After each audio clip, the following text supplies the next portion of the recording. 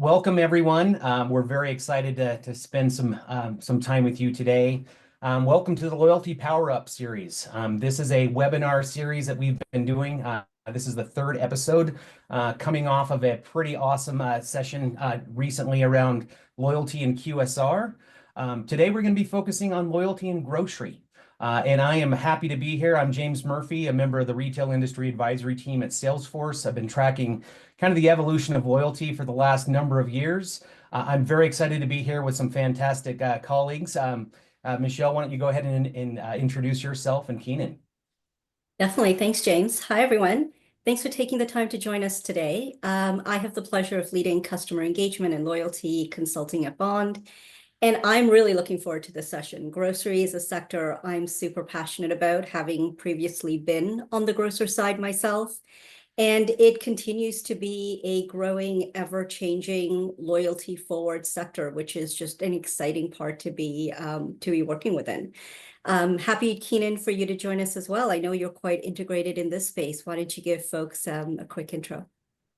Thanks, Michelle. Hi, I'm Keenan McClellan. I am on the Innovation and AI Solutions team here at Bond, coming with a lot of grocery experience, especially as it comes to analytics, AI, and technology.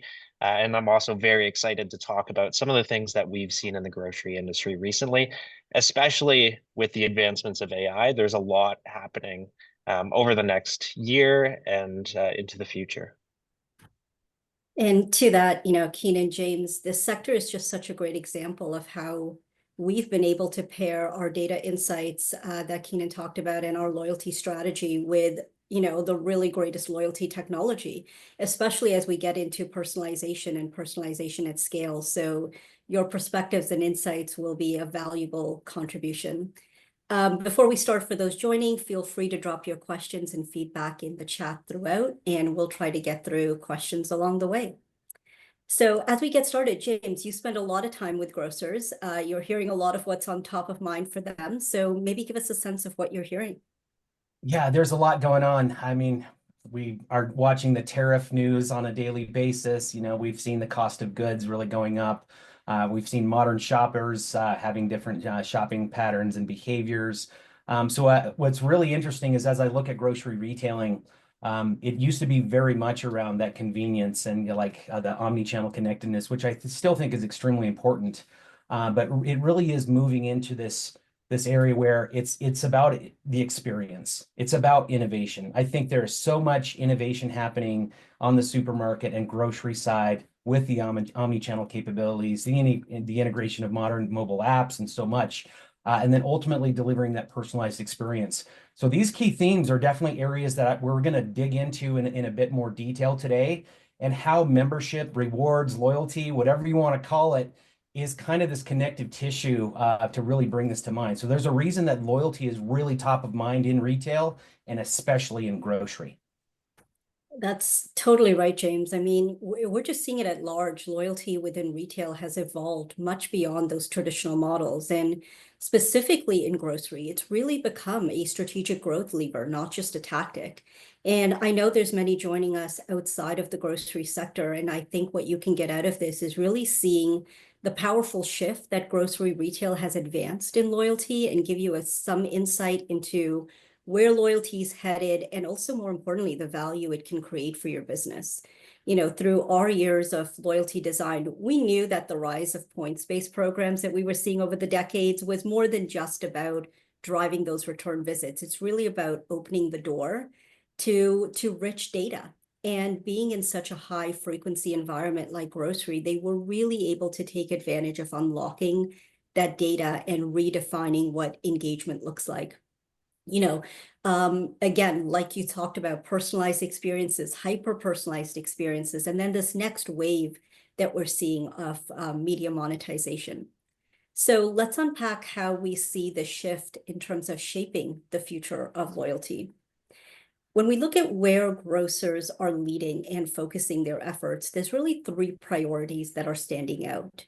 And each one of these is rooted in data to deepen those engagements and drive new revenue streams. The first that we'll touch on is digital engagement. grocers are really harnessing that data to cultivate more meaningful and relevant engagements, which is really what we hear from loyalty marketers, sector agnostic. It's how do we tailor to shopper behaviors? How do we create more relevancy in our loyalty programs?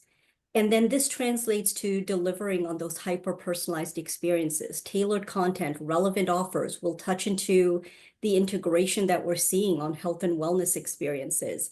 And what we're really seeing is grocers meeting customers, not just where they shop, but really in how they live to influence those habits and purchasing. And last but significantly, we'll see the rise of grocers monetizing their data in RMNs, which is retail media networks, and at the same time broadening those ecosystems, either through partnerships, what we're seeing a lot of, as well as owned platforms, and really moving into those adjacent verticals like health services and financial offerings. And so we'll talk a lot about those. And before we get in, I'll share some insights and data as a backdrop for this conversation. For those that aren't familiar, we run a rich data study annually in partnership with Visa. It's called the Loyalty Report, and it really brings the voice of customers in on what's motivating their purchasing habits, what's driving their satisfaction in loyalty programs across sectors and globally. And what we track is really what's moving the needle. So over the last 12 years or so, depending on sector, it's really giving us insight into understanding those levers of loyalty. On the left side, to orient you, what you'll see is a current view of what's driving loyalty overall. And this cut specifically is for the US. And then on the right side are those distinctions on what needs are elevating when it comes to grocery. And while we see factors like making me feel valued and important show up universally, appealing benefits takes much greater importance in the grocery sector. And what's critical, which is really where our work comes in, is then understanding what elements make customers feel valued and what type of benefits are appealing. You'll also notice here the importance of education rising up, right? Understanding the value of currency, understanding how the program works, useful and relevant website information. And this is really because programs are becoming more nuanced and they're moving the needle on differentiation. So it becomes that much more important to ensure customers understand all the ways in which they're being provided with value. The colored bullets at the bottom are really categorized groupings of each of these drivers. So we start to understand how much of them are connected to financial rewards, how much of them are connected to learning or communications. And then we take those attributes and leverage a model to really get a view of those critical drivers and the degree of which those categories are driving behavior and satisfaction in each individual sector. What I'll point out here is the typical balance that we've been seeing for the last couple of years across these levers. And, especially, James, you talked about the tariffs and we know the economic pressures right now. You would expect that financial drivers to have a more dominant influence. But it's really because of how retailers and specifically grocers are creating congruency between these levers in why we're seeing that equilibrium. So a proof point is really when we unearth our first priority on digital engagement. Now you'll see that grocers in particular are activating on more than one lever in congruence, and it's all coming to life in digital engagements. So you'll see when we talk about financial and know me, it's not just about financial rewards and financial discounts and what points can I give you. It's how are they using the data to find the relevant offer. How is AI driving, the next purchase and understanding and predicting those future trends? Even when we get into access, we're seeing a lot more features come through. But again, it's this thread of knowing me, which is one of our drivers, that binds that digital strategy of leading grocers. Leveraging data to really predict those needs, create that personalized value. And the heart of all this transformation is really the mobile app. I mean, having a robust app is just no longer optional in this world. It's a critical touch point, especially when we think about the online offline shopping experience. And this is again where even beyond this sector, we're starting to see just how critical this is. So we're seeing brands, I'll touch on a few examples here, Kroger, Publix, even in Canada, Loblaw, Sobeys, Tesco in the UK, they're all creating features like digital shopping lists, real-time product availability. Kroger is doing dynamic pricing, so they use geofencing when a customer enters the store. So rather than on the Thursday night before getting a $5.99 offer, it's real-time Saturday, 10 o'clock, I step into the parking lot and I get a just for you, this product is now at this price. And it really does create that relevant emotion that customers are feeling. Customers are also expecting more information at their fingertips. When we look at Wegmans right here, they're enabling shoppers to actually scan a product, get nutritional details, but then go a step beyond that you can filter by dietary or allergen information for the rest of your trip or the rest of your shopping list, even enabling you to shop in recipe mode. On the Tesco side, based on their digital shopping list, they'll actually send you a notification when you enter the store suggesting, hey, we think you might like to add this item. They may pair it with a recipe. They'll give you the aisle location. They'll even go as far as enabling app scan and checkout. And when you hear about these, it's easy to say those are all elements of convenience that they're tying in.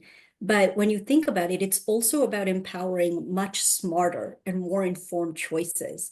And these are really becoming expectations. And they're not futuristic ideas, right? They're all happening now, and they're actually driving measurable impact. And what we know is when customers feel and experience these types of things in one sector, it carries over. They really expect this to occur with other brands they shop, regardless of sector. Just think about how mobile ordering at Starbucks changed our behavior and our expectations, or our engagement with things like Amazon and Netflix. And you really see the parallels that go through. The other one is communications. And, these really have become much more dynamic and proactive. It's really not about email anymore. Instacart and Costco are really standouts in their application, especially of in-app.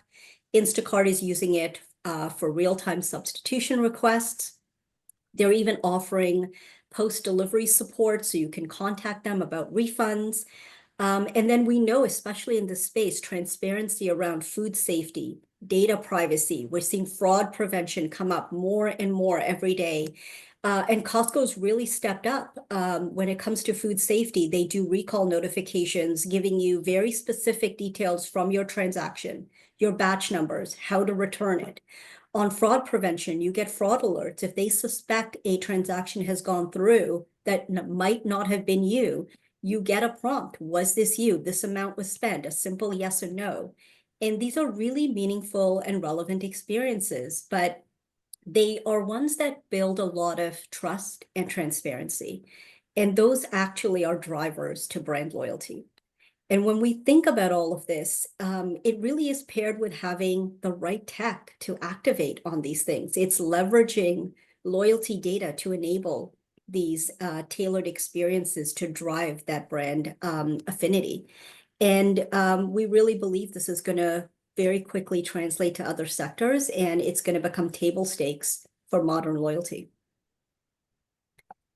And when we look at the evolution, grocery again, when I talked about ever growing and an exciting place, we're continuing to see innovative constructs shape how grocers are creating stickiness. Gamification widely used. We see challenges, point streaks, rewarding milestones. And yes, these are all fun to engage with and they can get addictive, but they actually do work. They drive repeat visits. And interestingly, they're actually used quite well to drive acquisition, which we know is a core part of any loyalty program, is how much more are you bringing into the funnel? And these types of gamification mechanics really work well for referrals. The other one we hear a lot about, and James, you probably hear this time and time again, is subscription-based loyalty, right? It's gaining momentum, and it's about offering those most costlier benefits. So when we think about the cost of delivery, the ability to offer deeper discounts, especially when grocers are moving to private label. But it's also, we're starting to see added value of early access. So seasonal items during Thanksgiving or the holiday season, you can pre-order, you get first notification when it's coming into store. It's really starting to create that more premium value exchange to capture share of wallet amongst those more loyal shoppers. And then we anticipate to see social commerce come up. It's not prominent right now, but when we think about sharing of shopping lists, reviewing products, or even purchasing based on influencer postings, we really do believe that we're going to start to see this more shared experience of loyalty. And grocers are, again, such prime to lead in this space. When we talked about TLR, the other element I'll lead you in is the elements of the loyalty report is also where we start to see improvements and declines. So year over year, so if I draw your attention to above that line in the center, it's an improvement over the prior year of what grocers are doing. And Keenan, this really dovetails into our next topic of personalization and what we've highlighted here. Yes, very much so. And I think even though we've heard the words personalization over the last several years, I think what we're continuing to see, and by this graph you'll be able to see, is that there's an increasing expectation still from customers that brands are continuing to push the envelope, that they're continuing to advance when it comes to interacting with them at the right time, learning their preferences, or being able to engage them with the right offers. So before even getting into seeing what brands are doing, it's important to understand from a customer point of view, this is even more crucial as the years pass. And so looking at what some brands are actually doing to counteract this, again, precision marketing is something that isn't a new term. We're seeing brands continue to advance capabilities when it comes to this space. So instead of general coupons, really being able to act on knowing that customer specifically and offering them products they're actually willing to buy. Things like dynamic pricing as well. This is usually done, again, from a digital realm. You're able to see a member-based pricing method where you'd be able to actually increase the amount they're engaging with your brand and be able to act in a very incremental manner. I think one of the newer things that you might not have seen before, and this is something that we haven't really seen many other companies do, is we've actually developed something called Grocery IQ. And as part of that, one of the things that came up was how do we actually use the data that we already have to be able to better understand our customers? And so a lot of people, when they think about that, they tend to veer towards, okay, I need more data on the customer. I need to know more about them. Let me collect more data on them. But some of this data is already right under their noses. And so what we've done is we've used AI to create almost metadata tags on the product data that is within these grocery stores. And so what we know in grocery, a large breadth of SKUs, humans can't really keep up with the amount of maintenance on this data. So we can actually use AI to better understand what are these products. And once we use AI to understand, well, this product is used within this culture or this diet, you can better understand the customer that's actually buying them. The other piece towards Grocery IQ is actually expanding the customer view beyond your brand. So from what we know in grocery, if you're saying that someone's a meat eater because they're buying 100% meat with your brand, it's likely that they're shopping at another store. And so being able to get a broader view of that customer is also very important, which is why as part of this stream, we also do things like promotional collection, understanding what your competitors are delivering to your customers on a week-to-week basis from a mass as well as personalized promotion perspective, as well as understanding their wallet at a more granular perspective to see, okay, well, they're engaging with this other brand a little bit more than you. So maybe you need to think about another tactic towards engaging them. But these are just some of the ways which we've been able to use AI to better elevate that personalization message.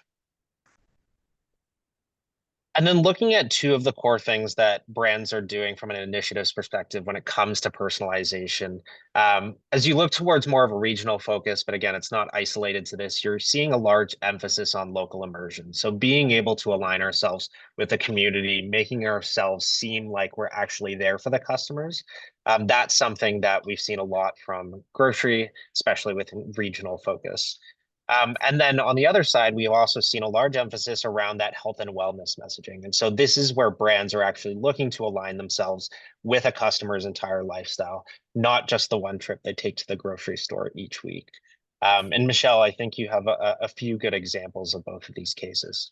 Yeah, for sure. I mean, locals become so important, especially to those regional grocers. It's about, you know, highlighting their heritage, going back to the roots of who they are in the community. But what we're starting to see is also that integration of loyalty. So when we look at MyHer, like they're allowing a percentage of your purchases to go towards a selected cause, whether that be an animal shelter or your local school breakfast, and MyHer funds that donation. And we're seeing the same thing on the health and wellness side. So when we look at PC Health, they have a network of providers from dietitians to chats with registered nurses. You get points for healthy activities.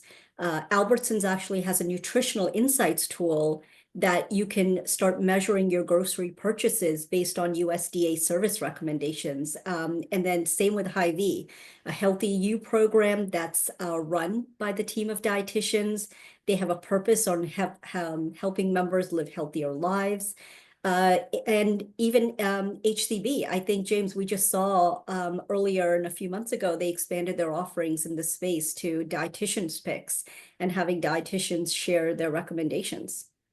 Yeah, this is a space like the incentivized wellness and healthy living and helping people live happier, longer, healthier lives. It's really interesting to see that the like membership and rewards and a loyalty strategy can have a major part in kind of helping people see those incentives to take their prescriptions on time. If this is a pharmacy-driven kind of a medical adherence kind of approach, or if they're trying to lower their cholesterol or drop some weight. That dietitian engagement could then lead to invitations to cooking classes, to recommended shopping lists, and then removing the friction to make those recipes shoppable and very quickly added to a mobile order for delivery. And then just the local and community theme is absolutely critical. This kind of rolls up into this overall arching theme of loyalty for good is how can we incentivize our members to help make the world a better place?